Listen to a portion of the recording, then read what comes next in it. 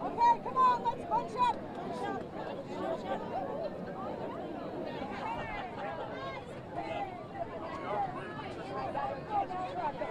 Okay.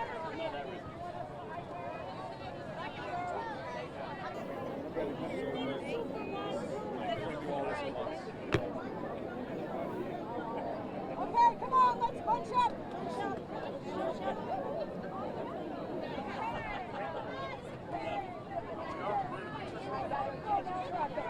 Okay. This is usually the scene for a typical Topsail Island sea turtle release. A red carpet rollout with plenty of fanfare, but this wasn't your typical Tuesday. Pixie from Dixie?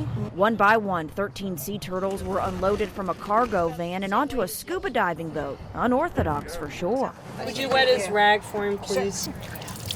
We're going to go out about 15 miles offshore to release them. A different route into the Atlantic Ocean. That's because Hurricane Florence disrupted the turtles' normal routine, and the beaches are currently closed for humans and for turtles. There's a tremendous amount of debris, not only on the sand itself, but also in the water. Anxious and flip-flopping away in their bins, they were eager to head home, and after a 30-minute boat ride, it was time for their new journey. Oh my gosh, am I going to drop him? One by one, Kemp Ridleys and green sea turtles splashed into the sparkling seas. Okay, here we go. Each one getting an obligatory send-off kiss before they wiggled and waddled away in a flash. Whoa! I even got a chance to set one free, an exhilarating once-in-a-lifetime experience. And after a long road of rehabilitation, these turtles finally back where they belong. They're part of the family, and we do get very attached to them, and it's kind of a bittersweet day in that we're releasing them. We're glad that they're going, but we are certainly going to miss them.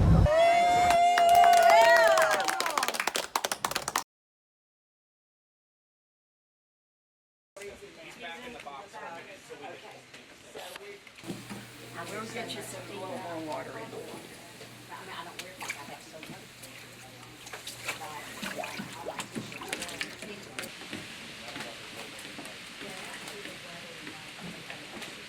Would you mind being a steward?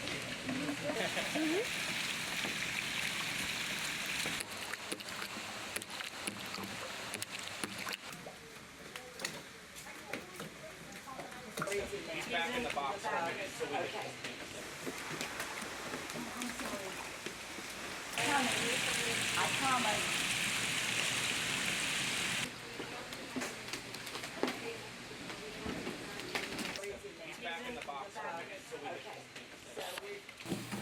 We'll get you a little more water in the water.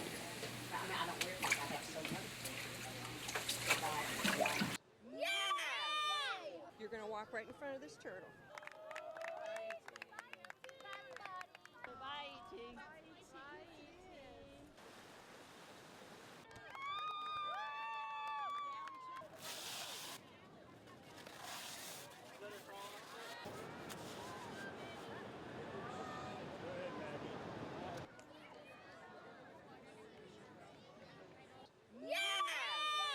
You're going to walk right in front of this turtle.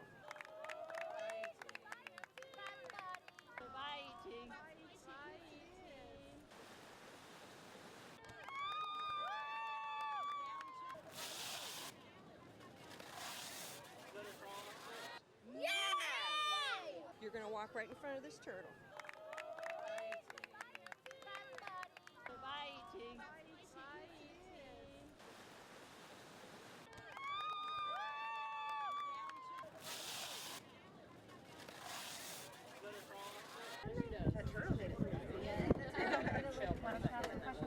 How much is the weight approximately?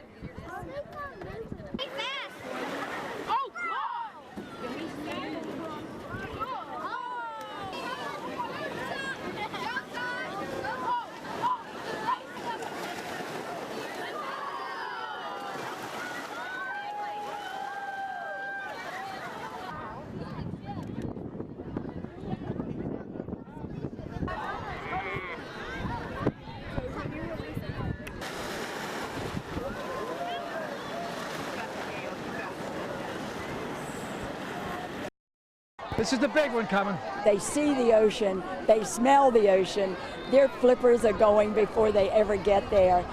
And there is something very emotional about that. 8 turtles released back to sea. They may not be the fastest, but with every wiggle and waddle, there's no doubt they know where they're going. It affects people in a way that they don't realize it's going to. I think I'm in heaven right now. Hundreds crowded onto the sand at North Topsail Beach to get a glimpse of their floppy flippers, whether it was their first time. Which one was your favorite? The tiny one. Or their 40th. Everyone's better than the last. But it wouldn't be possible without Jean Beasley. It's a great thing to walk over that dune and see all these hundreds of people here today. For 20 years now, she's run the Sea Turtle Hospital in Surf City, bringing the injured and sick loggerheads, greens, and Kemp Ridleys back to life. If they didn't help them, then they would die. These animals are all endangered, so we're doing everything we can to make sure that they survive. And this year, they had to do more. This was the worst. We had more sea turtles that were here because of cold stunning than we've ever had. In all, 92 cold-stunned turtles were rescued. And now, after weeks and months in rehab, they were guided back. We have one of the greatest GPS systems in the world. But some needed more help than others. One turtle started swimming back to shore. I loved how they had to go over here because he was like coming back. Well, that's the current, so they kind of go along with that. Eventually, they all found their way home, leaving behind imprints, both in the sand and in hearts. What they're going to see today, they're never going to see again, ever. It's a mission, and it's a mission of love.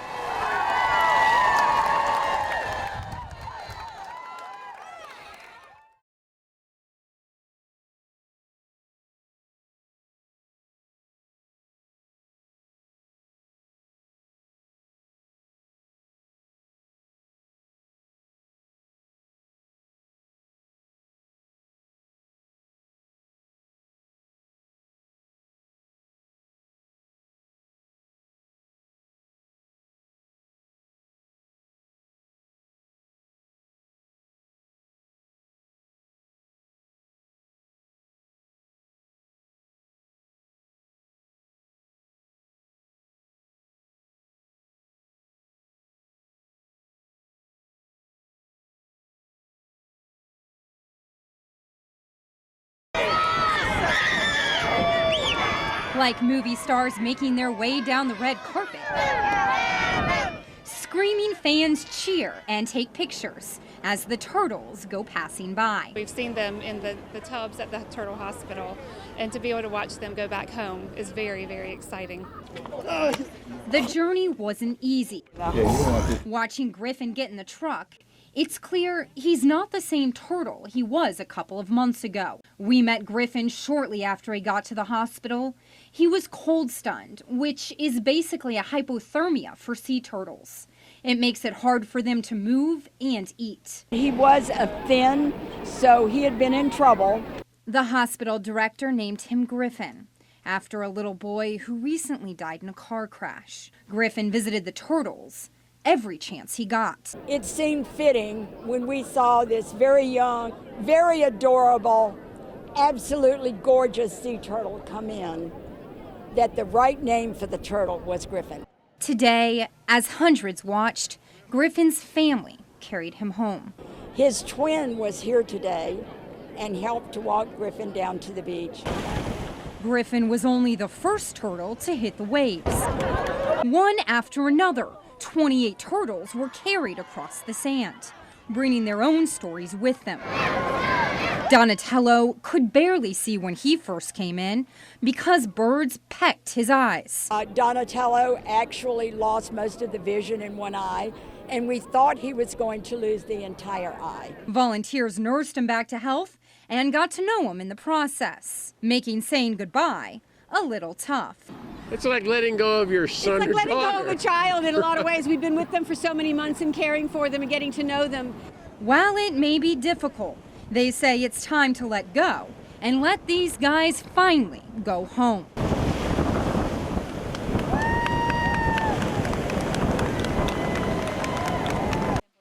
In sickness and in health, a vow to the spouse and the sea turtle. It had barnacles all over it. It was very sick. It was very good to get her back out to the wild. When an injured turtle makes its way to the small hospital in the town of Topsail Beach, volunteers slowly engage in a sort of selection process, forming bonds. Whether it's just, your favorite turtle to feed or a guy you always give a scratch on the back to as you're walking past, it's really cool. The friendships that form between humans and turtles there. And just like all other meaningful relationships, the most special ones at the hospital tend to be long-term. Bear, the last turtle that we released, has been here since 2009. So that's why we all walk down in this one big unit. The only difference is this kind of breakup is a beautiful thing. We all had formed a connection with Bear over the last 3 years, and it was great to see him go. Because eventually letting go is the life work of these turtle lovers. Lindsay Curtin, WECT News.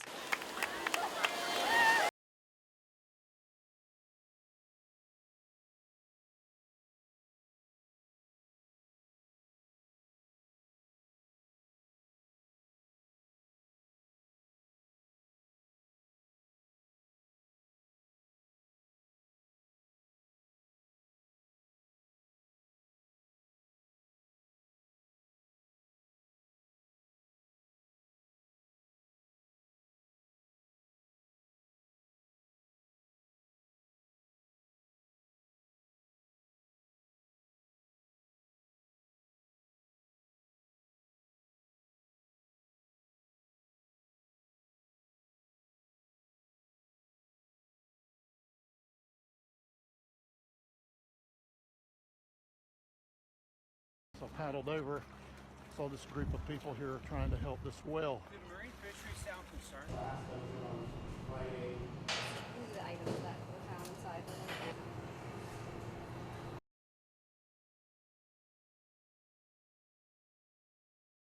For a couple of hours now, and let's just hope it all works out, and I will give you an update as soon as I know something more. But he's alive. We're putting water on him, trying to keep him going. Jay Styron, if you see this, call me urgent. 910-934-7873.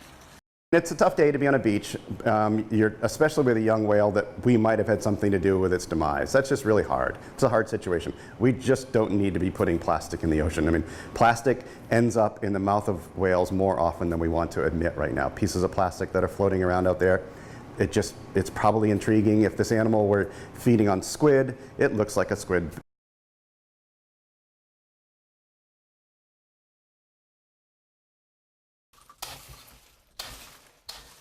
This group of fishermen in Southport are preparing their boat for the next time they go into the ocean to catch fish. One thing that better be on their checklist is a safe release turtle kit. It's useless. I mean, you very rarely hear of anybody catching a turtle. Since February, fishermen have been required to purchase the kit, which costs around $400. It hurts our pockets, man. It just costs us extra money that we really don't have. Even though the kit is designed to protect turtles, these guys say it will harm them. I feel you would stress a turtle out more, bringing him on board, trying to operate him, plus getting your hand bit off or something by him, trying to put a little coupling in his mouth. I think you would stress the turtle out more and have more of a negative impact on the turtle rather than just cutting your line and letting them go, because our hooks are made to deteriorate. Although many fishermen are frustrated, they have to have a turtle release kit on their boat every time they go into the ocean. There are some fishermen who believe a kit should be on the boat to protect turtles every time a line is put out. I think there's so much pressure on the turtles as well as the fish. We need to protect what we got. While the kit seems useless to some people, Captain Jimmy Price says there's a reason the law was passed. I'm sure it's already been used and approved. Otherwise, they wouldn't be making nobody get it.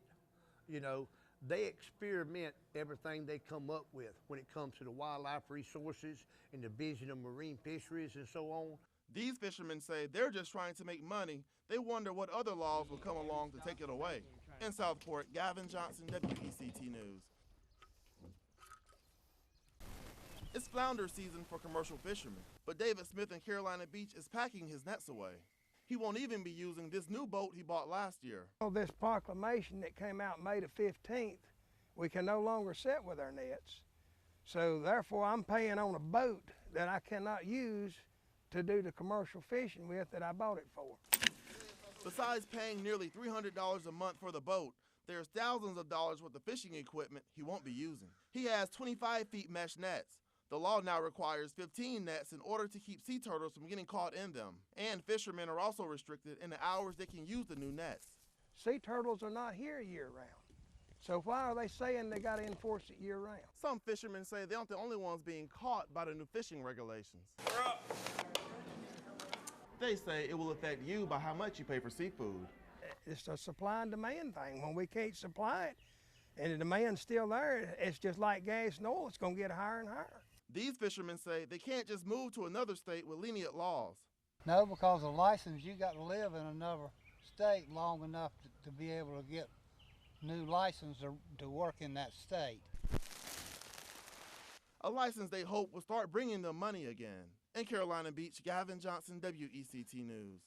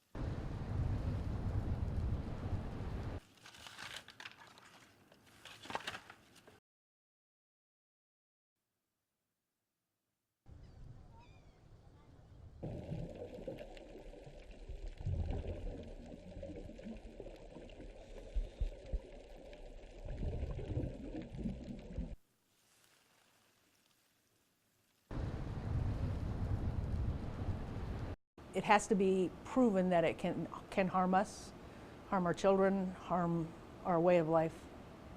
And I think it is. When you see that garbage, I think it's harming us.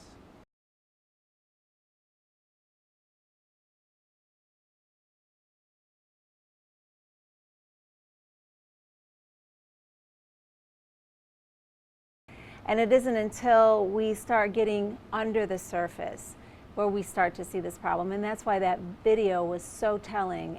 And hopefully it'll get people to understand that, yeah, you're not going to see it if you're just looking over the top.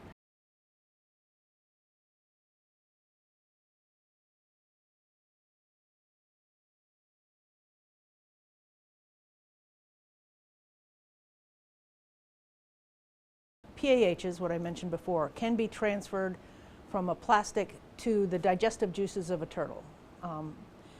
We have to do those studies at more relevant levels, but they can definitely transfer into the digestive juices.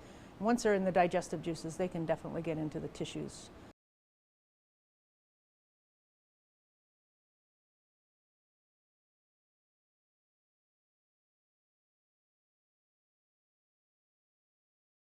Normally, the beach is a scene of pure serenity until you run into something like this. This was the not-so-beautiful scene at North Topsail last fall. Hundreds of mutilated pelicans laying lifeless in the sand. But this time, bird rehabilitators found nearly 20 pelicans at Topsail Beach. Only they were still alive, but their wings were broken, forcing euthanization. Well, it's kind of scary because it would be nice to know really what the cause is. Lori Fisher owns the Quarter Moon Coffee and Bookshop in Topsail Beach, and she heard about the deaths that happened in North Topsail before. And she says that incident is still a huge mystery. The lack of information has left some guessing. First theory that came out was that the fishermen were being, bombarded by these birds, and so they had to do what they had to do to be able to get their fish, their nets in.